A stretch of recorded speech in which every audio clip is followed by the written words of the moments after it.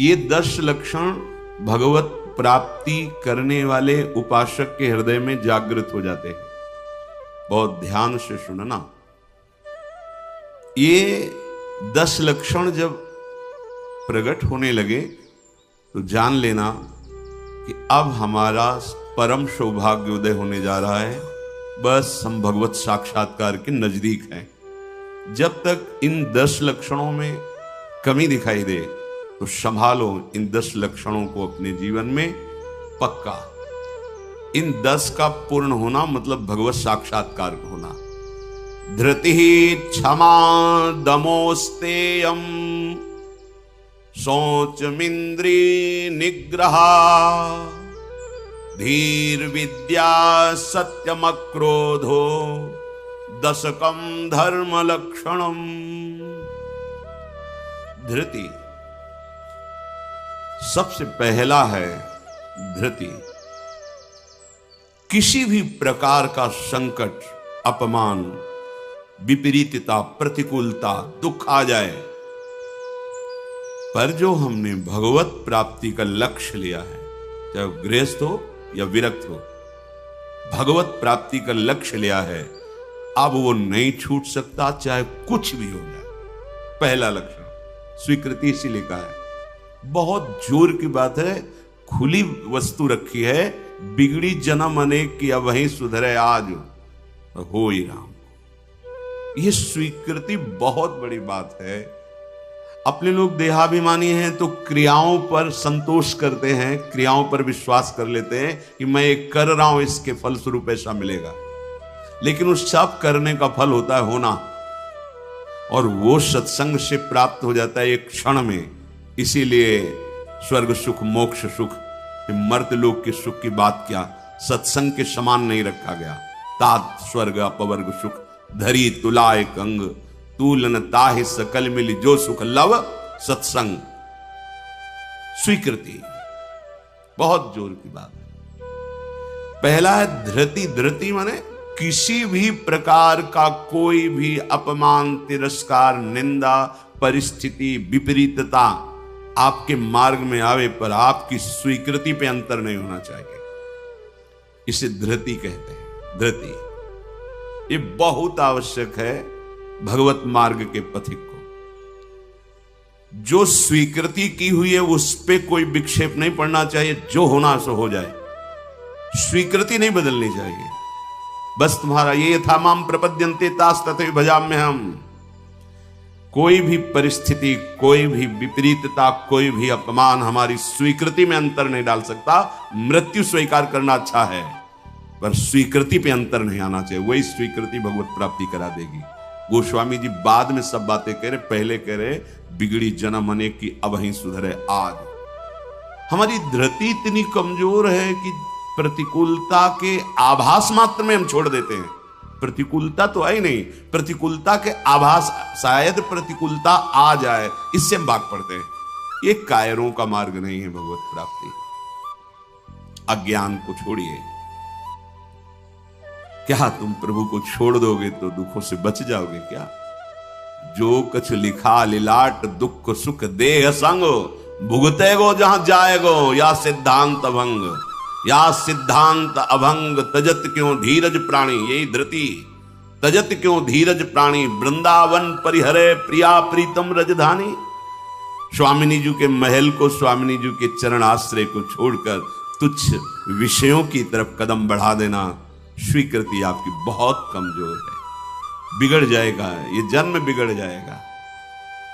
पता नहीं किस युग में स्वीकृति का अवसर मिलेगा कि नहीं मिलेगा।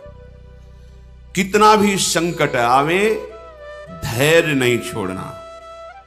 सब कुछ सहना है, राधा राधा कहना है। नियम बना लो, जीत जाओगे। काल पर भी विजय प्राप्त कर लोगे। विश्वास करो, ये मंत्र मान लो, सब कुछ सहना है। राधा राधा राधा राधा। आपको सराहेंगे, आपको चाहेंगे। आप जो मर्जी आवे सो करो। सराहेंगे आपको, कोसेंगे नहीं। आपको सराहेंगे और आपको ही चाहेंगे। हम आपसे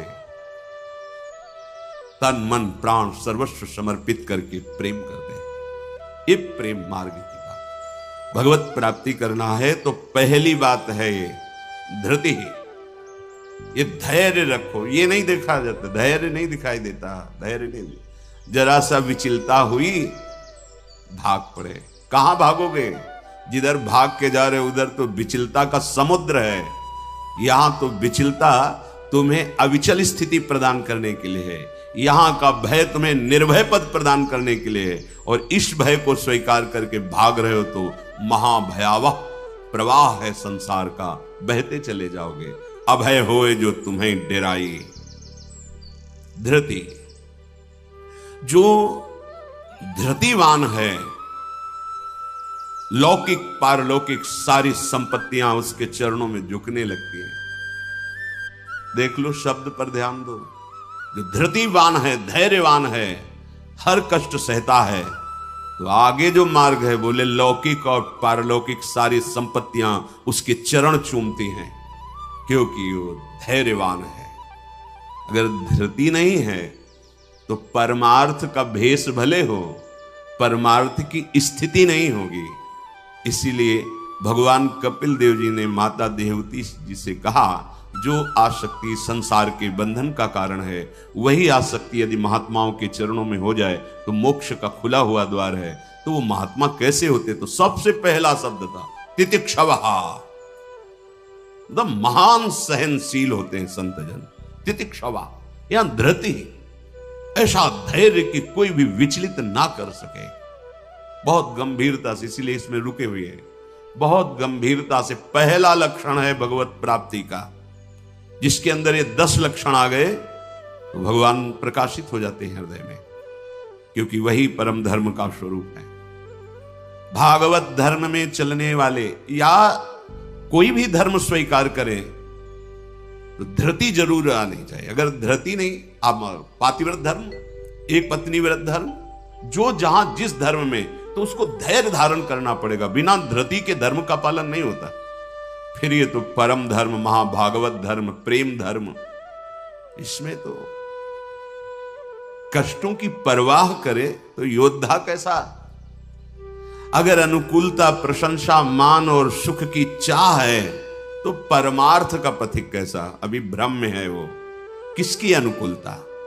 किसकी अनुकूलता? शरीर की। चाहे जितना अनुकूलता देते रहो, नष्ट होगा। इसकी अनुकूलता नहीं, श्री कृष्ण अनुकूल ले। श्री कृष्ण की अनुकूलता को देखो कि हमारे शरीर, मन, वाणी, चेष्टा प्रभु के अनुकूल हो। उसके लिए तुम धैर्यवान बनो। चाहे जितनी निंदा हो, अपमान हो, तिरस्कार हो, संकट आवे, विपत्ति आवे, परवाह नहीं, तो हर विपत्ति संपत्ति बन जाएगी।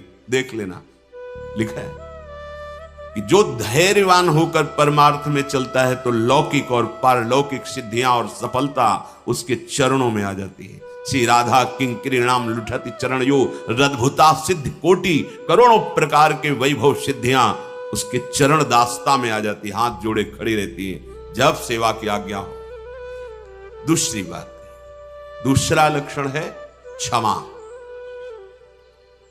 अपने साथ कोई बुराई कर रहा है, भगवत प्राप्ति करनी तो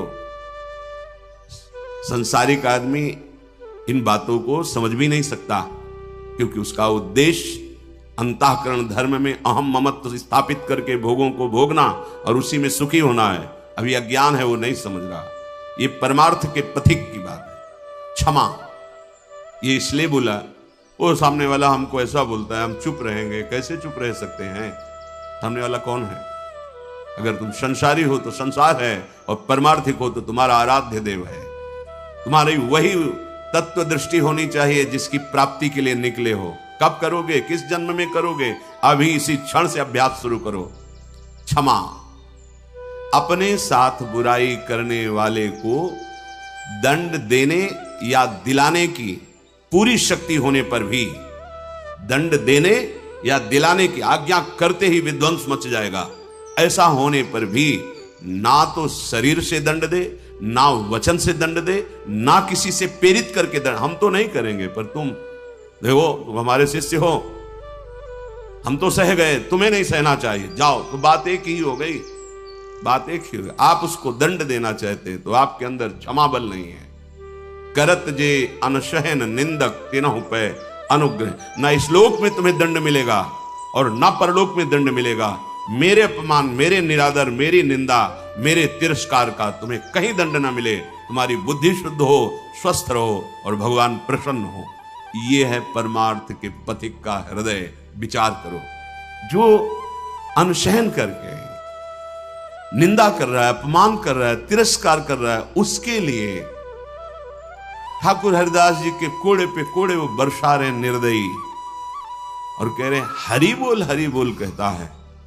तब ऐसी पीड़ा में भी मुस्कुरा के कहते हैं भगवान बड़े कृपालु हैं, तुम्हारा मंगल करेंगे क्योंकि तुमने भी कहा हरि बोल।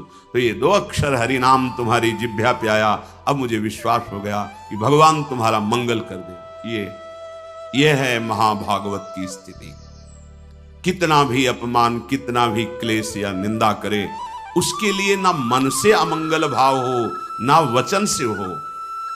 देखो पूरी शक्ति है, पर ऐसे ऐसे महापुरुष हैं कि अगर वो संकल्प कर ले तो क्या ना हो जाए। इतना उनके पास भजन बल है, तप बल है। साधारण आदमी उनका अपमान करके पीट के चला जाए, वो बताते भी नहीं कि किसने पीटा है, कभी नहीं। वो कभी लौट कर भी नहीं देखते कि इसने ऐसा क्यों किया है। क्यों? क्योंकि अगाध बोध संपन्न महात्मा जैसे अपने हाथ से, अपनी दांत से अपनी जिह्वा, अपने द्वारा कोई चेष्टा जो अपने को पीड़ा पहुंचा दे, किसको दंड देंगे? ऐसे वो आत्मस्वरूप सर्वत्र अनुभव करते हैं। इसलिए राग द्वेष रहित महात्मा के हृदय में ये आता ही नहीं है कि इसको दंड दिया जाए। अपने साथ बुराई करने वाले को दंड देने दिलाने की पूरी शक्ति रहने पर भी उसको दंड देने या दिलाने की भावना मन में भी ना आए और उसके हर अपराध को सहकर यथोचित चेष्टा करे कि उसको सुख पहुंचे, उसे भगवत साक्षात्कार होता है, उसे क्षमा कहते हैं। श्रीपाद प्रबोधानंद जी ने कहा नीचापमानम शुद्धा। नीच शब्द इसलिए कि आप उससे महान हैं, आप उस पर शासन कर सकते हैं, आप उसको दंड दे सकते हैं, पर उसके द्वारा किए हुए अपमान को सह गए। कैसे? अमृत मान करके। अमृत नीचा अपमान, जब कोई गाली दे, निंदा करे, अपमान करे, तब ये बात आवे भगवान इसका मंगल करे। ये भक्त हृदय होता है। अनुकूलता में तो सबको आशीर्वाद देने के लिए तैयार हो जाएगा। प्रतिकूल परिस्थिति में भगवत भाव युक्त हृदय होकर कोई अमंगल सोच भी उसके लिए न करना, ये होता है। देखो, सर पे प्रहार किया नित्यानंद महाप्रभु के, जो जगाई मधाई के चरित्र में आता। महाप्रभु जब चैतन्य देव ये देखा तो सहन नहीं कर पाए, कैसे महाभागवत के प्रति ऐसा अपराध, क्रोधावेश लो, चरण पकड़ लिए नित्यानंद महाप्रभु ने कि चैतन्य महाप्रभु का प्रभु, ये आपकी विशेष कृपा के पात्र है। नाथ, आपका अवतार दंड देने के लिए नहीं हुआ, आप कृपा कीजिए। ये आप कह दो कि वो तो अवतारी पुरुष हैं, तो हम किनके बच्चे हैं? हम किस मार्ग में चल रहे हैं? हम उन्हीं के तो बच्चे हैं, उन्हीं की तो अंश हैं, उन्हीं की तो शरण में है। वही नाम जो बोल रहे हैं वही तो हमें दे रहे हैं, कोई दूसरा नाम थोड़ी दे रहे। वही कृष्ण नाम दे रहे हैं, वही राधा नाम दे रहे हैं, जिसमें ऐसी अपार सामर्थ्य है। वो तो स्वयं प्रभु हैं, पर हम कौन हैं? उन्हीं प्रभु के तो अंश हैं, उन्हीं प्रभु के बच्चे हैं, उन्हीं के चरण शरण में हैं। उन्हीं के वचनों के अनुसार चले तो वैसी ही कृपा का अनुभव होने लगेगा। क्षमा, पहला धृति, दूसरा क्षमा, तीसरा है दम। दम कहते हैं इंद्रियों को विषयों से हटाकर प्रभु में लगाना। ये भगवत प्राप्ति के लक्षण वाले महापुरुष का जो भाव है, दम, दमन करना। हमारी इंद्रियां बहिर्मुख होकर भोग भोगना चाहती है, इनका स्वभाव बन गया है। दुर्वासना मम सदा परिकर्षयन्ति। विषय इतने प्रबल हो रहे हैं कि इंद्रियों को अधीन कर लिए। इंद्रियां इतनी प्रबल हो रही कि मंथन करने वाली, प्रमथन स्वभाव वाली मन को अधीन कर लिया है। मन इतना प्रमथन स्वभाव वाला बुद्धि को अधीन कर लिया। अब बुद्धि विषय में सुख मान करके सब छूट दिए हैं, तो इंद्रियां मन विषयों में विचरण कर रहे हैं। जो भगवत प्राप्ति करने की लालसा वाला उपासक है वो दम रूपी सद्गुण से युक्त होता है। दम अर्थात दमन करना, इंद्रियों का दमन करना थोड़ा कठिन है। कामा संजायते क्रोधा, क्रोधा स्मृति विभ्रमा। जब हमारी कामना बन जाती है कि ये मैं भोग भोगूं और उसमें बाधा पड़ती तो क्रोध आ जाता है। बस ये कामना संकल्प न बनने पावे तो बहुत जल्दी निवृत्त हो जाएंगे। संकल्प बनने का समय हम देते हैं। जब कोई भी इंद्री का विषय आकर्षित होता है तो मन उसको विस्तार से सुख का, भोगा हुआ सुख या सुना हुआ या दृश्य में आया हुआ भोगने की लालसा, और आप अपने भगवत विस्मरण कर दिए और उसमें तन्मय हुए, संकल्प बना, गड़बड़ हो गया। अब परमार्थ से भ्रष्ट कर देगा। आज नहीं तो कल, क्रिया बने ना बने, भ्रष्ट कर देगा। संकल्प ही न बनने पाए। संकल्प बनने की छूट कब देते हैं? जिस समय हम ये भूल जाते हैं कि हमारा लक्ष्य भगवत प्राप्ति है। हम भोगों में सुख बुद्धि करके भगवान से विमुख वृत्ति के द्वारा संकल्प बना लेते हैं धैर्य से। जब हमको ये पता है कि इन भोगों में सुख नहीं, सुख तो सुख सिंधु प्रभु के नाम रूप में है, तो संकल्प कैसे बन गया? भगवत विमुखता के कारण संकल्प। वो क्षण भगवत विमुख हुआ, वो समय भगवत विमुख में जा रहा है, इसलिए आपका संकल्प बन रहा है। अगर नाम जप कर रहे हैं आप और आपका लक्ष्य है कि मुझे प्रभु के चरणारविंद की प्राप्ति करनी है, तो आप इंद्रियों का दमन स्वाभाविक कर लेंगे। बहुत सरलता सहजता से इंद्रियों का दमन हो जाता है। हमारी स्वीकृति ठीक नहीं है, इसलिए जैसे एकांतिक में चर्चा हुई थी, आप वैष्णव हैं, आप भगवत दासत्व के चिन्हों से युक्त हैं, आप भगवत प्राप्ति का मार्ग स्वीकार किए हो, चाहे गृहस्थ हो चाहे विरक्त। अब आपके सामने मांस परोसा जाए, आप खाएंगे? बिल्कुल ना, अंदर से ना बाहर से चेष्टा ही नहीं होगी। क्यों? क्योंकि आपकी स्वीकृति नहीं है। ठीक है, मदिरा ना अंदर से ना बाहर से स्फुरण ही नहीं होगा उसको पाने का। क्यों? आपके अंदर स्वीकृति ही नहीं। लेकिन बेविचार, मैथुन, गंदी बात, क्या आपकी ऐसी स्वीकृति है जैसे मदिरा और मांस के प्रति है तो उसी पंक्ति में, पर आपने इसके लिए स्वीकृति छोड़ दी, आपने इसकी गुंजाइश रख ली। अब आप गिर जाएंगे, आपकी इंद्रियां आपको गिरा देंगी, दूसरे की जरूरत नहीं, आपका मन ही आपको परेशान कर देगा, भ्रष्ट कर देगा। क्या आपकी ऐसी स्वीकृति है?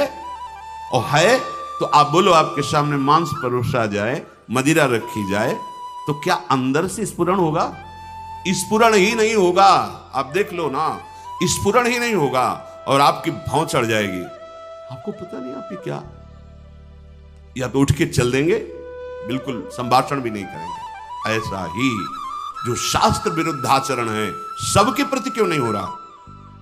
जो हमारे शास्त्रों में भगवत प्राप्ति के विरुद्ध आचरण बताए गए, आप उनको एक लाइन में ही बताया गया है, आप उन शब्दों में दो को तो मान लिए, त्याज्य, स्वीकृति ही नहीं उनके प्रति कि हम वैष्णव हैं, भगवत दास हैं।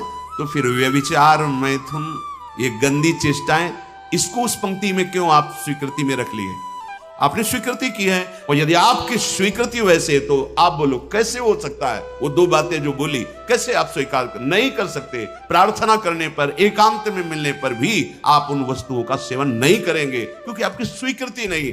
ऐसे ही स्वीकृति आपकी भगवत प्राप्ति की है तो उसमें बाधक है, फिर आप उस बाधक क्रिया को, बाधक चेष्टा को एकांत में क्यों करते हैं? अपना नाश क्यों करते हैं? ये इंद्रियां और मन मिलकर आपको स्वरूप विस्मृति के गर्त में डालती जा रही। जितना भोगों में सुख का अनुभव करोगे, उतने ही आत्मस्वरूप के विस्मृति के गर्त में चले जाओगे। भगवत विस्मृति, कामा संजायते क्रोधा, क्रोधा स्मृति विभ्रमा, स्मृति भ्रंशात बुद्धिनाशो, बुद्धिनाशात प्रणश्यति। भगवत प्राप्ति के लिए दमन करना सीखे इंद्रियों का। श्री हरिवंश नाम बल लहो, अपने मन भाई सब कहो, रहो शरण हरिवंश की। भगवत शरणागति और नाम जब दमन कर सकते हो इंद्रियों का, संकल्प बन जाएगा तो फिर बहुत मुश्किल पड़ेगा, क्योंकि क्रोध प्रकट हो जाएगा। जिस इंद्री के संयोग सुख में आप तन्मय हो रहे हो, उस इंद्री सुख में बाधा पड़ेगी तो आपके अंदर राक्षसी भाव जागृत हो जाएगा।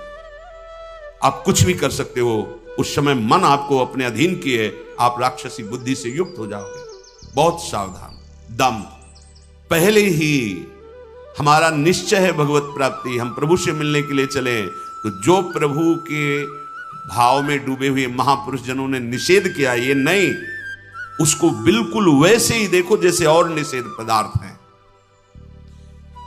दम शब्द से है इंद्रियों का निग्रह, पर इंद्रियों का निग्रह होता है मन के द्वारा, और मन इंद्री दोनों मिल मना खष्टान इंद्रियाणि प्रकृति स्थान कर से थी, तो बची बुद्धि। अब बुद्धि शुद्ध हो तो मन पर अंकुश लगावे, लगाम खींचे, तो इंद्रिय रूपी घोड़े सहज मार्ग में आ जाएं। सहज मार्ग है भगवत मार्ग, विषम मार्ग है संसार मार्ग। बहुत सावधान। और बुद्धि तभी शुद्ध रहेगी जब हर क्षण प्रभु का स्मरण करेगी। भगवान से वियोग प्राप्त हुई बुद्धि, वियोग माने भगवान से विलग हुई बुद्धि शासन नहीं कर सकती मन और इंद्रियों पर, और भगवान से योग को प्राप्त हुई बुद्धि इनको अपने शासन में रखेगी। तो बुद्धि योग कैसे बने? तो तेसाम सतत युक्तानाम भजताम प्रीति पूर्वकम तो ददामि बुद्धि योगम तम येन माम उपयान्ति ते, श्री भगवान के वचन।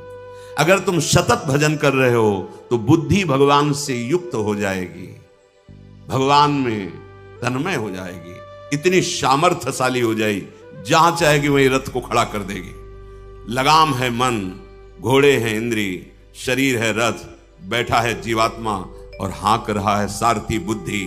ईश भजन सारथी सुजाना, अपने आराध्य देव का सतत भजन मानो सुजान सारथी मिल गया है। अब मन रूपी लगाम को शासन में, तो घोड़े अपने आप सही मार्ग में। इंद्रियों का दमन अर्थात मन का निग्रह, अर्थात बुद्धि का परमात्मा में निरंतर जुड़े रहना। निश्चय में भजन होना चाहिए, बुद्धि कार्य निश्चय, भजन न छूटे। जीत गया आप, तीसरे गुण दम को प्राप्त हो गए। चौथा अस्तेय, चोरी का स्वभाव ना होना। मन से, वाणी से, शरीर से किसी भी प्रकार की चोरी ना करना। फूल लेने जा रहे हैं प्रभु, जनक जी के यहां निमंत्रण में आए हैं, विश्वामित्र जी को आमंत्रित किया गया है। फूल केवल है, कोई और वस्तु नहीं है। पर आप देख लीजिए उस प्रसंग में प्रभु मालियों से पूछते हैं, क्या मैं अपने गुरु सेवा के लिए कुछ पुष्प ले सकता हूं? स्वीकृति। हमारा स्वभाव बिगड़ गया है, बहुत सावधानी की जरूरत। सोचते हैं कि हम चोरी करके दूसरे का धन, दूसरे का सुखी हो जाएंगे, कभी नहीं हो गए। अधर्माचरण करने वाला कभी, आपको थोड़ी देर हर्ष होगा, हर्ष शोक में परिणित हो जाएगा, शोक भयानक दुख पैदा कर देगा। बहुत सावधान, सिद्धांत को समझो और भगवत मार्ग में चले हो तो ऐसा होना ही नहीं चाहिए किसी भी तरह से। और ये वस्तु बहुत अच्छी लग रही है, नहीं, आज जो हमारी व्यवस्था कर रहा है कल व्यवस्था, हम व्यवस्था के लिए भगवत मार्ग में आए क्या? हम तो भगवत आनंद के लिए आए हैं। शरीर और मन प्राण उनको समर्पित है, वो जाने। किसी भी तरह की मन से, वाणी से, शरीर से चोरी नहीं होनी चाहिए। दूसरे की बात हम सुनी तो सुनकर के उसे अनुभव उतारे, सुन के उसको दूसरों को बोलकर प्रभावित कर लेना, यह भी चोरी हो गई। महापुरुषों की बात, अमुक संत ने अमुक बात कही है, हम सब मिलकर उस पर चले भगवदानंद का अनुभव करने के लिए। अगर हम उस बात का केवल प्रयोग करते हैं दूसरे को प्रभावित करने के लिए और वासनाओं की पूर्ति के लिए, यह भी चोरी है। वो बात हमारे अंतःकरण को भगवदाकार करने के लिए है। सत्संग में उस बात को इसलिए कहते हैं कि वो बात हम सब धारण करें और भगवदानंद को प्राप्त हो। किसी भी तरह का मन में या तन में या वचन में ये छुपाव भाव, ये चोरी भाव, हम चाहते कुछ हैं और वाणी से कुछ बोल रहे हैं, वो ठीक नहीं है। अस्तेय, बिल्कुल छुपाव का भाव, चोरी का भाव नहीं होना चाहिए, न मन से, न वाणी से, न शरीर। भगवत प्राप्ति करने वाला उपासक जो मन में होता वही वाणी में होता, वही चेष्टा में होता, तीनों में एक होगा। और जो विषयी जीव होता है उसके मन में कुछ और होता है, वाणी से कुछ और बोलता है, चेष्टाएं कुछ अलग दिखती है, ये ठीक नहीं है। जो मन में एक, वचन में, आचरण में, वही तीनों का मिलान कर लो, वही होता है अस्तेय। पहला था धृति, दूसरा क्षमा, तीसरा दम, चौथा अस्तेय, पांचवा है शौच। शौच कहते हैं पवित्रता को। उपासक को बाहर और भीतर दोनों से पवित्र होना चाहिए। अब सुंदरता बढ़ रही है लेप आदि से, वैसे पवित्रता नष्ट हो रही है, पवित्रता नहीं मिलेगी। शौचाचार का ज्ञान ही नहीं है, पशुता बढ़ रही है, पशुता। वही जूते पहन करके लघु शंका गए हैं, अवसर लगा तो उसी में शौच हुआ है, और वही जूते पहन करके भोजन पा रहे हैं, तो बुद्धि क्या हुई? पशुता आ गई, राक्षसीपना आ गया। आहार के समय पूज्य भाई जी महाराज और ग्रंथों में और बड़े संतों से बहुत पवित्र विचार होने चाहिए उस समय। खास करके आहार के समय तो आपको बहुत सावधान रहना है, क्योंकि जैसे भाव में आहार पा रहे हो उसी का वो बढ़ावा कर देगा। पवित्र आहार, पवित्र चिंतन करते हुए, इसलिए पहले भगवद अर्पित किया जाता है, एक एक कवल नाम जप करते हुए। बहुत सुंदर 24 घंटे उसका देखना प्रभाव बहुत सुंदर पड़ेगा।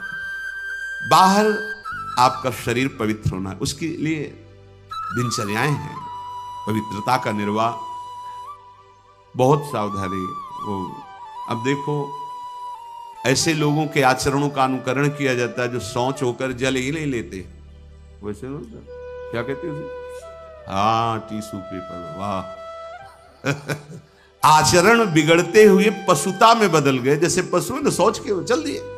अरे भाई मनुष्य शरीर मिला है पवित्र, मतलब बुद्धि काम नहीं कर, उसे बड़ा माना जाता है। शौच होकर के पवित्रता ना करना बड़े आदमी है, वाह। आचरण पवित्रता है ही नहीं, कैसे तुम भगवत चिंतन अखंड कर लोगे? कैसे तुम्हारे सदविचार आवेंगे? बाहरी और भीतरी दोनों पवित्रता चाहिए।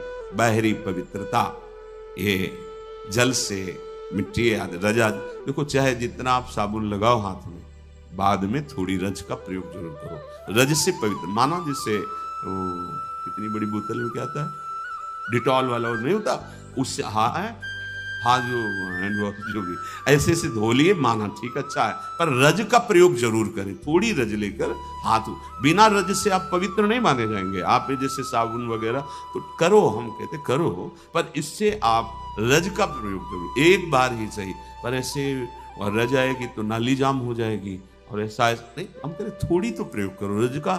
नहीं वो नाली तो खुल भी सकती है, इधर बुद्धि की नाली जाम हो गई तो और गड़बड़ हो जाएगी, नहीं हो जाएगी, जन्म जन्मांतर बिगाड़ती चली जाएगी। अब कैसे समझावे, मतलब बड़ा समय विचित्र आ रहा है। लघु शंका में बैठना है तो जो शौच की सीट उसी पे बैठना है, कि ये लघु शंका और निकले वो चल दिए। अरे पूरे अपवित्र हो गए, उस पे बैठने के लिए उतना ही वस्त्र धारण करो जितना तुम्हें धोना हो, तभी आप भगवत मार्ग में चले, तभी आप चल सकते हैं। बुद्धि काम नहीं करेगी। अब जरा सा भी कुछ भी मुख में जाता है तो हमें कई बार समझाना होता है, श्री जी का प्रसाद है, प्रसाद, तब मन मंत्र की तरफ बढ़ता नहीं, एकदम घबरा के मुख में कुछ गया जूठा हुआ तो उसे समझाना पड़ता है, चरणामृत है, श्री जी का प्रसाद है। अभ्यास, हम बातचीत कर रहे हैं और बाथरूम के पादुका में पैर जा रहा हो, बंद मंत्र, नाम चलना प्रारंभ, हमें बाद में ज्ञान होगा, वो पहले हो गया। अभ्यास, अगर आपको कई बार शौच लगते हैं, आप बाथरूम तो बंद ही होते हैं, उचित वस्त्र धारण कर लो, या जैसा हाथ धो लिए, यहां से हाथ धो लिए, कुल्ला कर लिए, ये जो छिद्र है इनमें जल लगा लिया, कमर से स्नान, चाहे जितनी बार, इतना तो करना है। 2 बार तो सर्वांग आप कर लीजिए, बीमार हैं ऐसा ऐसे कर लीजिए। अगर आप ऐसे पवित्र नहीं रहेंगे तो मंत्र नहीं चलेगा, भजन नहीं होगा, आप खुद देख लीजिए। बाहरी पवित्रता और आंतरिक पवित्रता, छल कपट ये सब अंदर न रखते हुए नाम जब चल रहा है, अंदर पवित्र हो जाएंगे। तो जल, मिट्टी और यथा योग्य जो गुरुजन आदेश करते हैं वैसी दिनचर्या से ये बाह्य शरीर की शुद्धि होती है। राग, द्वेष, दंभ, कपट, वैर, अभिमान, इन विकारों का नाश होने पर अंतःकरण स्वच्छ होता है। ये विकार सब नष्ट हो जाएंगे। सत्संग सुनते रहिए, नाम जप करते रहिए। तो ये शौच अर्थात पवित्रता, बाहरी और भीतरी दोनों आवश्यक है। प्रसाद के सिवा मुख में अगर कुछ भी है, जैसे आप राधा वल्लभ जी गए, किनका मंत्र चला, जल, वो चरणामृत, तो आचमन, जल लेके आचमन करने की जरूरत नहीं। अन्यथा आप जैसे फिर अच्छे से कुल्ला करो, आचमन करो, फिर आप मंत्र जप करो। हर समय पवित्र। लघु शंका पहले बराबर कमंडल में जल रखते थे, अब तो कहीं जाना आना ही नहीं तो कमंडल पास रहेगा, उसमें छोटा सा गिलास। अपनी दिनचर्या में आप भगवत प्राप्ति के मार्ग में चले हैं और आप ऐसे ही मन माने, ऐसा नहीं। हम गुरुजनों को, बड़े महापुरुषों को देखा, पवित्रता का निर्वाह। पवित्रता का निर्वाह नहीं तो फिर सेवा या सुमिरन दोनों में विक्षेप पड़ने लगेगा। मनमानी आचरण मत कीजिए। आपका वस्त्र पवित्र होना चाहिए, पानी से निकाल लीजिए, पवित्र होने। ऐसे मनमानी आचरण करोगे तो भजन में रुचि नहीं होगी। ये भगवत प्राप्ति जिसको होनी उसके लक्षण बताए जा रहे हैं। वो बाहर और भीतर से बहुत पवित्र रहता है। हम किसी को छूने की चेष्टा न करें। कोई छू रहा है हमें, उसमें कोई दोष। हम जा रहे हैं, ऐसे छू गया कोई बात, हम किसी को बहुत सावधान। हमारे अंदर मंत्र चल रहा है, हमारे अंदर भजन चल रहा है। अब वो उसकी दिनचर्या क्या है, वो कैसे पवित्रता का निर्वाह करता है। तो अगर वो हमसे ऐसे धक्का लगे तो हम उस अपने को नहीं मानते, हम अपनी तरफ से चेष्टा नहीं करते। बिल्कुल भगवत मार्ग में जो भगवत प्राप्ति के लिए बहुत सावधानी की, पवित्रता की आवश्यकता है। फिर है छठा, शब्द, स्पर्श, रूप, रस, गंध। इनका ऐसा प्रभाव है कि खींच लेते हैं। जैसे अभी कोई ध्वनि बजने लगे, आ जाएगी, प्रभाव पड़ा शब्द का। अभी कोई चीख ले, शब्द का प्रभाव पड़ा ना, ऐसे रूप का प्रभाव पड़ता है, ऐसे रस का प्रभाव पड़ता है, गंध का प्रभाव पड़ता है, स्पर्श का प्रभाव पड़ता है। इसी प्रभाव को जीत ले जो, बस ये बात। हमारा जो नाम चल रहा है, अब कुछ भी गाए, कुछ भी बजाए, कुछ भी शोरगुल हो, उस पे अंतर नहीं पड़ना चाहिए। हम रूप आशिक हैं प्रियालाल के, आप कोई भी रूप हो। हम स्वादी हैं प्रियालाल के उच्छिष्ट के, अधरामृत जो उनका उच्छिष्टामृत भुक्त वही वो। इसके अलावा कुछ भी अमृत भी हो तो हमारे लिए, हमारी गंध श्री जी के श्री चरणों में चढ़ी हुई तुलसी, पुष्प, श्रीअंग का इत्र, प्रसाद, माला आदि, बस। इससे क्या होगा, शब्द, स्पर्श, रूप, रस, गंध पर आप विजय प्राप्त कर लेंगे। सनकादि के लिए जैसे आता है कि शब्द, स्पर्श, रूप, रस, गंध पर विजय प्राप्त की हुई महापुरुष के भी घ्राणेन्द्री में जब प्रभु श्री हरि के श्री चरणों की तुलसी की गंध गई तो प्रेम विकल हो गए, ऐसा था।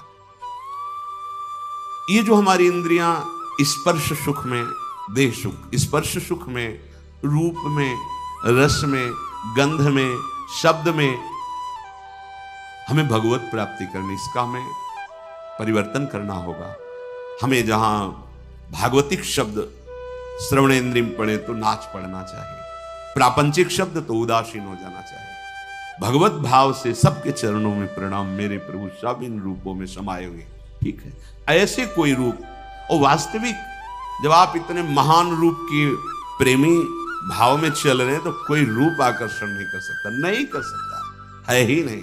देवलोक भूलोक रसातल सुनि कवि कुल मत डरिए, सहज माधुरी अंग अंग की कई कासो पट तरिए।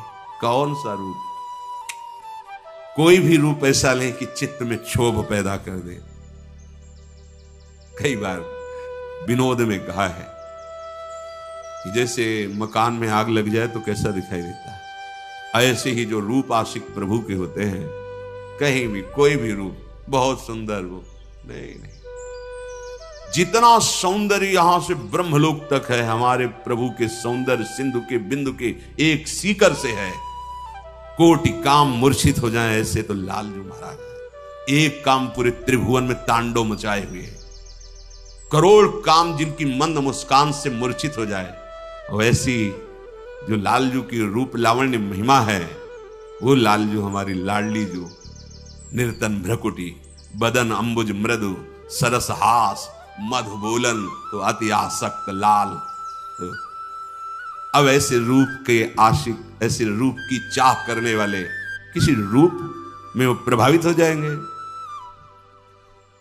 ये जो छठवां है इंद्रिय निग्रह, अर्थात शब्द, स्पर्श, रूप, रस, गंध, ये जो इंद्रिय के, ज्ञानेन्द्रिय के 5 विषय हैं, इन किसी विषयों को भी भगवद विमुख होकर स्वीकार न करें। प्रभु से अर्पित है। जैसे विशेष विशेष गंध हैं, पर अगर प्रभु को अर्पित नहीं तो हमारी घ्राणेंद्रिय उसे वो आ रही, पर उसका महत्व तो नहीं है। और प्रभु में अर्पित है, हमारी प्रियाजू के श्री चरणों में चढ़ा हुआ है, ये पुष्प है, ये इत्र है, ये माला उनके श्रेयंग। अहो भाग्य, अहो भाग्य, बार बार वो जीत जाएगा। फिर उसके घ्राणेंद्रिय को लुभायमान नहीं कर सकता। श्रवणेंद्रिय यदि प्रभु के जस को सुनने के लिए बावरों सो रस में फिरे, खोजत नेह की बात, तो विश्व का कोई भी शब्द उसे आकर्षित नहीं कर पाएगा। और रसेंद्रिय यदि प्रभु का केवल उच्छिष्ट भोगती है, वाकेंद्रिय केवल प्रभु के जस में है, आप जीत गए शब्द स्पर्श रूप रस गंध। बहुत सुंदर बात है, हम यहीं फंस जाते हैं। देखो, एकांत में आप कौन सा शब्द सुनते हैं? बिल्कुल खुली बात है, सभा में तो हम गान कर रहे हैं, लेकिन एकांत में कौन शब्द आपको प्रिय है? अगर एकांत में आपको नाटक, नौटंकी, नाना प्रकार के प्रापंचिक विषय सुनने और देखने में रुचि है, तो अभी आप इंद्रिय निग्रह नहीं कर पा रहे हैं। अभी आप भगवत दर्शन की लालसा वाले उपासक नहीं है। समझिए, आपका लक्ष्य भगवत प्राप्ति है। आप अपने मन को समेटकर इंद्रियों सहित भगवान के चरणों में समर्पित करने की तैयारी कर लिए। आप कुछ नहीं, अब तो विश्वंभर भगवान को समर्पित कर दो, पूरा विश्व वो देखे, आप उनको देखो, आप उनके चरणों का चिंतन करो। ये जो भगवत प्राप्ति के लक्षण की बात है, ये जन साधारण नहीं समझ सकते, इसलिए सावधान करके कह रहे हैं। आपका लक्ष्य बन गया भगवत प्राप्ति, तो आप ऐसे शब्द ना सुने जो आपके मन को खींच ले, ऐसे रूप को न देखें जो रूप राशि के दर्शन के लिए हृदय लालायित करना चाहते हैं हमारे मन को, हमारी इंद्रियों। ऐसा कोई रस, ऐसे कोई घ्राणेंद्रिय का विषय, ऐसा कोई स्पर्श जो आपको भ्रष्ट कर दे अपने मार्ग से, सावधान। पर जो भगवत प्राप्ति की लालसा वाला होता है, वो शब्द, स्पर्श, रूप, रस, गंध, इस पर विजय प्राप्त किए होता है या विजय प्राप्त करना चाहता है। सातवां धी है। धी अर्थात बुद्धि। आपका आहार सात्विक होगा, संग सात्विक होगा, शास्त्र सात्विक होंगे, वार्ता सात्विक होगी, तो आपकी बुद्धि भी सात्विक हो जाएगी। जो रोज सत्संग सुनता है, सत शास्त्रों का अध्ययन करता है और प्रभु का नाम जप करता है और विचारवान है, विचारवान, वो बुद्धि भगवत प्राप्ति की योग्य हो जाती है। ध्यान दीजिए, जो रोज सत्संग सुनता है, सत शास्त्रों का स्वाध्याय करता है, भगवत भजन अर्थात नाम जप करता है और विचारवान है, कोई भी चेष्टा, कोई भी क्रिया बिना विचारे नहीं, विचार बिना विचारे जे करें चे पाछे पछताए। हमें विचार करना है, ये जो हम सोच रहे हैं, जो हम करने जा रहे हैं, शास्त्र सम्मत है? नहीं, तो फिर नहीं। जिसमें निरंतर प्रभु में मन लगाने के सहयोग हो, ऐसा बुद्धि निश्चय करने वाली, वो भगवत प्राप्ति की योग्य हो जाती है। हमें वही सुनना है, वही देखना है, वही बोलना है, वही चेष्टा करनी, जिससे हमारा भजन बढ़े, भजन सुरक्षित रहे, भजन पच जाए। ये सारा क्षेत्र बुद्धि का है। बुद्धि में विवेक है, वो बढ़ाएगी भजन, बचाएगी और पचा लेगी।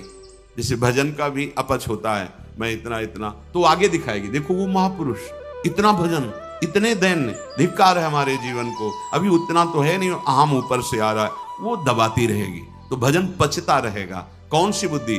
जो रोज सत्संग सुनती है, शास्त्र स्वाध्याय, नाम जप और विचारवान है, ऐसी बुद्धि भगवत प्राप्ति की योग्य हो, अर्थात निश्चय।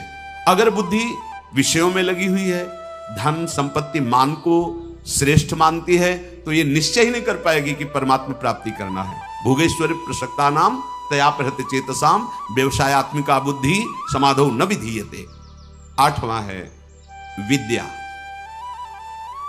जैसे प्रश्न आता है कि जब भजन मार्ग में चलना है तो पढ़ना लिखना सब व्यर्थ ही है, क्यों पढ़े लिखे? क्योंकि आजकल ऐसी विद्या पढ़ाई जाती है, ऐसी पढ़ाई जाती है। हम उस विषय पे नहीं जाते, हम ये जाते हैं कि यदि आपको अक्षर मात्रा इनका सब ज्ञान नहीं है, तो आपको हो सकता है कि सत्संग सबके सौभाग्य में तो नहीं है ना, तो आप ऐसे गीता पुरुष या बहुत जगह से महापुरुषों की वाणियां हैं, अगर आपको अक्षर मात्रा का ज्ञान नहीं तो आप कैसे पढ़ पाएंगे? अगर आपको ये लौकिक विद्या जो काखा गगा है, इसमें ब्रह्म विराजमान है। कई बार ये वार्ता हुई कि जैसे भगवान कण कण में विराजमान है, ऐसे हर अक्षर में विराजमान है। आ ब्रह्म का स्वरूप माना गया है। का, खा, गा, घा, आ निकलता है ना, ज्ञा तक निकलता है। आप जो विद्या पढ़ रहे हैं साक्षात ब्रह्म स्वरूप है। जो आप जानकारी ले रहे हैं उस सृष्टि की जो ले रहे हैं वो ब्रह्म स्वरूप है। उसे आप भजन से अलग मत मानिए, ध्यान देकर पढ़िए। हाँ, अब पढ़ लिख करके उद्दंडता करना, कपट करना, हिंसा करना, चोरी करना, तो होगा कि क्या हुआ तुम्हारी पढ़ाई से? आप विद्या से, जैसे विद्या विनयम ददाति, विनम्र होता है, गंभीर होता है, बुद्धि उसकी निर्णायक होती है, प्रवीण होती है। पर यदि भ्रष्ट आचरण करोगे तो वही विद्या अविद्या का रूप धारण कर लेगी। तो विद्या निषेध नहीं है, अविद्या निषेध है। आप खूब अच्छे से पढ़िए, आप खूब पदाधिकारी बनिए, समाज की सेवा करिए, आप जानकारी लीजिए। ये जगत भगवत स्वरूप है। अगर आप अभी से प्रमाद कर लिए तो भजन में स्थिति है नहीं। हम देखते हैं जो बच्चे पढ़े लिखे ना, एक बार समझा दो तो कदम सोच समझ के रखते हैं। हाँ, हम ये कहते हैं यदि ऐसी रति है कि राधा राधा राधा राधा राधा सत्संग और नाम जप करते हुए आप तो सच्ची मानिए सब शास्त्रों का ज्ञान अपने आप हो जाएगा। पर ऐसा बहुत ही कठिन है, कोई बिरला ऐसा जो ऐसे चल पाए। नहीं तो इसलिए पढ़ना आवश्यक है। विद्या जब आपके अंदर अक्षर मात्राओं का ज्ञान होता है, उसमें विषय भी रखे जाते हैं। आप संस्कृत पढ़ सकते हैं, आप ये पढ़ सकते हैं, आप ये अलग अलग विषय रखे जाते हैं। जैसे अपने जब पढ़ रहे थे, एक विज्ञान का विषय था और एक आर्ट का विषय था, कॉमर्स का विषय था। नहीं, अलग अलग कि आप संस्कृत ले सकते हो, आप अंग्रेजी ले सकते, ऐसे कई विद्या। अगर हमको अक्षर मात्रा और ठीक ज्ञान है तो हम वेद का स्वाध्याय कर सकते हैं, आगे हम संस्कृत पढ़ें, हम अपने शास्त्रों को पढ़ सकते हैं। अब ऐसा क्या कि शास्त्र तो आते नहीं, भजन में रुचि नहीं, तो आपके अंदर ज्ञान स्फुरित कैसे होगा? हम उन महात्माओं को देखकर बोला कि का नहीं पढ़े लेकिन एक क्षण भी नहीं नाम छोड़ रहे, तो सारा ज्ञान जागृत हो गया उनको। यही अपने वृंदावन में पूज्य मथुरा दास जी थे, वो खुद कहते थे, ए जी हमने कभी स्कूल का मुंह नहीं देखा, अर्थात कभी स्कूल नहीं गए। ओ 50-50 श्लोक महाभारत के एक साथ बोलते चले जा रहे और फिर नंबर बाय नंबर उसका अर्थ बताते चले जा रहे हैं। ये सब क्या हो रहा है? बड़ा विचित्र है। जब हमारा चित्त प्रभु में जुड़ जाता है तो प्रभु पूर्ण है, तो कोई भी ऐसा ज्ञान नहीं जो उसके अंदर। पर अभी खेलने कूदने की अवस्था में प्रमाद स्थिति के कारण वो आड़ लेते हैं कि हम भजन करेंगे और विद्या नहीं पढ़ते, इसलिए पढ़ना चाहिए। पढ़ो। अब हमारी समझ में आया है कि पढ़ो, अपने को पहले दिनचर्या में लाओ, माता पिता के अधीन रहो, शास्त्र की बातें समझने के लिए विद्या का अध्ययन करो। कोई पद मिलता है तो समाज सेवी बनो। अधर्म का त्याग करते हुए धर्म पे चलने वाला महात्मा ही माना जाता है, चाहे वो गृहस्थ में हो चाहे विरक्त में हो। इसलिए विद्या ही अध्यात्म विद्या की तरफ ले जाती है। आप पढ़े लिखे हो, हमारी बात समझ रहे हो? नहीं समझ नहीं पाओगे। अब पढ़े नहीं तो निवृत्ति का अर्थ क्या समझ पाओगे? पढ़े नहीं तो प्रवृत्ति का अर्थ क्या समझ पाओगे? उनकी बात जाने तो जिनको लोक परलोक से कोई मतलब नहीं है, बस शुरू है भगवान नाम निरंतर, वो सिद्ध महापुरुष। अब कहां वृत्ति है? स्कूल जाने की रुचि नहीं, विद्या पढ़ने की रुचि नहीं, मोबाइल के पूरे इंजीनियर हैं छोटे छोटे बच्चे। हाँ, मतलब अभी इतने बड़े हैं, वो क्या सर्च करना है आपको बोल दो, बस बोलिए, आप वो सर्च किए बैठे। क्योंकि वायुमंडल ऐसा है, वातावरण ऐसा है, चार बच्चे जहां मिले तो बिना सीखे सब आने लगते हैं, उनको कुमार्गगामी प्रवृत्तियां। इसलिए विद्याध्ययन, शास्त्र स्वाध्याय, तभी वो अध्यात्म विद्या की तरफ बढ़ेगा। जिससे यथार्थ ज्ञान प्राप्त होता है उसे ही विद्या कहते हैं। नवा है सत्य। सत्य बोले, सत्य आचरण करे। असत आचरण, शास्त्र विरुद्ध आचरण नहीं। असत वार्ता। सत्य क्या है? भगवान है, सत्य नारायण है, सत्य श्री कृष्ण है। भगवत भाव से चर्चा करना, भगवत भाव से व्यवहार करना, ये सत्य आचरण होता है, ये सत्य वार्ता होती है। जैसा अंतःकरण और इंद्रियों में आपने निश्चय किया है वैसा ही बोलिए। उसमें छल कपट करके बनावटी शब्द दंभ वाले नहीं होने चाहिए। यह ध्यान में रखना चाहिए कि आप जो बोल रहे हैं उससे किसी के हृदय में ठेस नहीं पहुंचनी चाहिए। जो बोल रहे हैं उससे दूसरे को लाभ प्राप्त होना चाहिए, जो बोल रहे हैं वो यथार्थ सत्य होना चाहिए, कपट रहित, दोष रहित, अहित करने वाली वाणी नहीं होनी चाहिए। और 10वां है अक्रोध। कोई भी आपके प्रति कैसा भी बर्ताव करे, आपको क्रोध नहीं करना, यह नियम लेना है। इसमें दूसरा था क्षमा। क्षमा और क्रोध में अंतर है। जो हमारे प्रति अमंगल बर्ताव कर रहा है उसका मंगल हो, कभी अमंगल न हो, यह क्षमा है। अब जो हमें क्रोध दिला रहा है तो हमें नियम लेना कि हमें गुस्सा नहीं करना, वो दिलाएगा। देखो, जब आप परमार्थ पे चलते हो तो आपके अंदर और बाहर दोनों जगह ऐसी परिस्थिति पैदा की जाएगी कि आपको क्रोध आवे, आपके अंदर की वृत्ति बिगड़ेगी। बाहर का ऐसा व्यवहार हो सकता है, आपका साथी, आपका मित्र, आपके पास रहने वाला साधक ही आपसे विपरीत ऐसी चेष्टा, उस समय वो प्रेरित है। आपको देखना है कि इस समय प्रेरित है माया के द्वारा और वो मुझे गुस्सा दिलाने के लिए ऐसा विधान रचा गया, पर मैं गुस्सा नहीं होऊंगा। अगर सह नहीं पाते हो तो मौन हो, भाग जाओ वहां से, मौन हो कि भाग जाओ। वीरता मत दिखाओ। गुस्सा करना वीरता नहीं, सह जाना वीरता है, जैसे सह पाओ। बहुत संतों ने इस पर, जहां कोई आपको गुस्सा की बात दिलाने लगे तो अगर आप ये याद कर लोगे कि मेरी परीक्षा हो रही, मुझे क्रोध दिलाया जा रहा है, तो आप समझ जाओगे। पर बस यही रहे कि मेरी परीक्षा हो रही, मुझे गुस्सा नहीं करनी, नहीं, सोचते सोचते फिर कड़वा वचन निकलने लगेगा, फिर मारपीट भी होने लगेगी।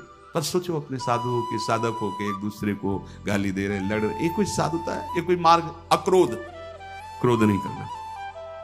नियम लेना पड़ेगा ना कि क्रोध नहीं करना, वो दिलाएंगे क्रोध। बड़े विचित्र विचित्र लीलाएं होती। 100 बार थूका, क्रोध नहीं आया, ऊपर से थूका। तो उन्होंने यही कहा कि आपकी तो बड़ी कृपा हुई जो एक दिन में 100 बार मुझे गंगा स्नान करने को, 100 बार हमें स्नान करने का सौभाग्य मिला। ये हो सकता है हमारे साथ व्यवहार ऐसा हो कि जिससे हमें क्रोध आवे तो हमें तुरंत सोचना है, तुरंत वही सोच सकता है जो साधक है, ये मेरी परीक्षा आई है, नहीं मुझे गुस्सा नहीं कर, राधा राधा राधा राधा राधा राधा राधा, भैया राधा, बढ़ो आगे बढ़ो, गुस्सा नहीं कर रही। अक्रोध, अपनी कोई बुराई करके, अपना कोई प्रतिकूल व्यवहार करके क्रोध दिलाना चाहता है, आप अक्रोध, आपको गुस्सा नहीं करनी। क्षमा में और अक्रोध में अंतर है। हम गुस्सा नहीं करेंगे पर क्षमा उसको मंगल मनाएगी, उसके प्रति कोई प्रतिकूल व्यवहार नहीं होगा और उसका मंगल होगा। मन वचन कर्म से इसको, हमारे प्रति जो अपकार किया, कभी इसको दंड ना मिले, ना भगवान दंड देना, या लोक में दंड, उसे क्षमावान कहते हैं। बहुत बड़ा बल है ये साधु का, इसलिए दूसरे नंबर पे क्षमा। ये जो क्रोध है वो हमें दिलाने की चेष्टा कर रहा है, हम उसका मंगल मनाने वाला विषय नहीं। अब हमें इसमें सावधान रहना, गुस्सा नहीं होना। देख लो, आज नियम लियो लोगे और शाम तक कोई ना कोई ऐसा आपको गुस्सा बाहर से नहीं अंदर से आ जाए। परसों मिला था ना, उसने जलने लगे, गुस्सा आने लगी। परसों की बात या वर्षों की बात, मन है वो लाएगा अभी ऐसा, मतलब तो हमको क्या समझ रखा है भगवान, मतलब वो मना गुस्सा रही ना, देखो इतना तो विलंब न करो, तो दंड दो जिससे 4 लोग देखे ना कि वैष्णव अपराध का क्या मतलब होता है। कहां गए कहां गए, उसी समय अंदर वाली वृत्ति करो, नहीं मुझे गुस्सा नहीं होना, मुझे किसी का मंगल नहीं मनाना, क्योंकि मुझे भगवत प्राप्ति करनी। क्षमा और अक्रोध दोनों में भेद यही है। जो कुछ होता है मन में या बाहरी व्यवहार में, हमको उसे सहना है, क्रोध नहीं करना है। ये जो 10 प्रकार के लक्षण बताए गए, उपासक सावधानी पूर्वक इनको धारण करे। अगर ये लक्षण है तो भगवत प्राप्ति निश्चित है। पुनः पहला है धृति, अर्थात हम ऐसी स्वीकृति में रहें कि कोई भी परिस्थिति हमारी स्वीकृति को न नष्ट कर पावे। हमारा लक्ष्य है निरंतर भजन, हमारी स्वीकृति ऐसी जन्म में भगवत प्राप्ति। दूसरा क्षमा, कोई कितना भी हमारे साथ व्यवहार, हम अंदर से उसका अमंगल नहीं होने, तो आप कहोगे ऐसा कैसे, वहां भगवान बैठे, सच्ची मानना। आपको लगता है वो तो अमंगल करता चला जाएगा, नहीं नहीं, तुम्हारी क्षमा सांप से भी बढ़कर उसको शासित करेगी। उमा क्षमा साप होते भारी, अपने कर्म जायबकारी। अगर आप लड़ गए, आप ऐसे कटु वचन बोल रहे हैं तो शायद उसका सुधार ना हो, लेकिन आप सह गए तो ये क्षमा जाकर के उसको जो दंड देगी वो सुधार पे आए, उसका मंगल नहीं होगा, उसको ऐसी जलन, ऐसी दंड स्थिति देगी कि वो सुधर करके मार्ग में चलने लगेगा। तीसरा दम, इंद्रियों का, मन का दमन करना, और ये बुद्धि से होता है। जब नाम जप करोगे, बुद्धि योग बना रहेगा, तो मन का भी दमन होगा, इंद्रियों का भी दमन होगा। आस्ते मन वाणी शरीर से किसी भी प्रकार की चोरी ना करना।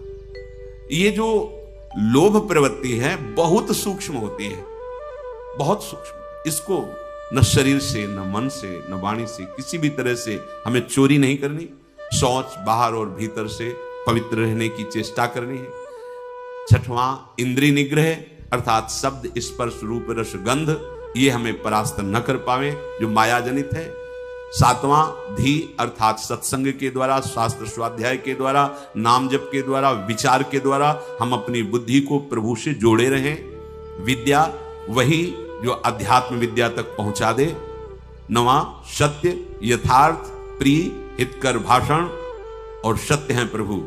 अगर प्रभु को लेकर आप वार्ता करते हैं, प्रभु को लेकर के आप अपने कार्य करते हैं, तो सब भगवत स्वरूप हो जाते हैं। 10वां, अक्रोध, किसी भी परिस्थिति में गुस्सा ना करना। अपने लोगों को रहता है कि गुस्सा से सुधार हो जाता है, मुझे लगता है कि नहीं होता। कि नहीं, जैसे हम गुस्सा करते हैं तो सब संभल जाते हैं, नहीं होता, क्योंकि वो आसुरी प्रवृत्ति है। आसुरी प्रवृत्ति से ना अपना मंगल होगा ना सामने वाले का। हां, भगवत भाव रखते हुए अगर वो नाटक है तो कोई बात नहीं, गुस्सा का एक नाटक भी होता है, तो ऐसे से ऐसा, पर अंदर ना जलन है, ना अंदर द्वेष है, ना घृणा है। ये आप देख लो, ऐसा नहीं कि भरपूर गुस्सा हो गए फिर इसके बाद सिद्धि दिखाई कि हम तो नाटक कर रहे थे। वो भगवान अंदर बैठे हैं, वही भगवत प्राप्ति की बात है।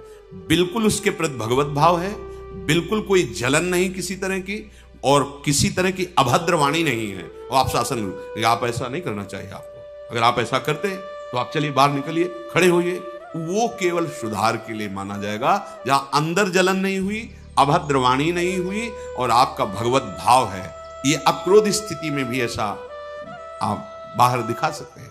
पर ये स्थिति छोटी मोटी नहीं है, इसलिए पहले हमें पूरा क्रोध धारण करना है, गुस्सा नहीं करना। हमें लगता है कि अगर हम किसी से प्रेम बर्ताव, माना वो अभद्र है, माना उसका दुष्ट स्वभाव की दब गया, लेकिन ये हमारा जो सत्य स्वभाव है अक्रोध, ये जब महापुरुष जन जो समभाव में अक्रोध स्थिति में रहते थे, तो कहा नहीं जाता कि सिंह और गाय एक घाट में पानी पीते थे।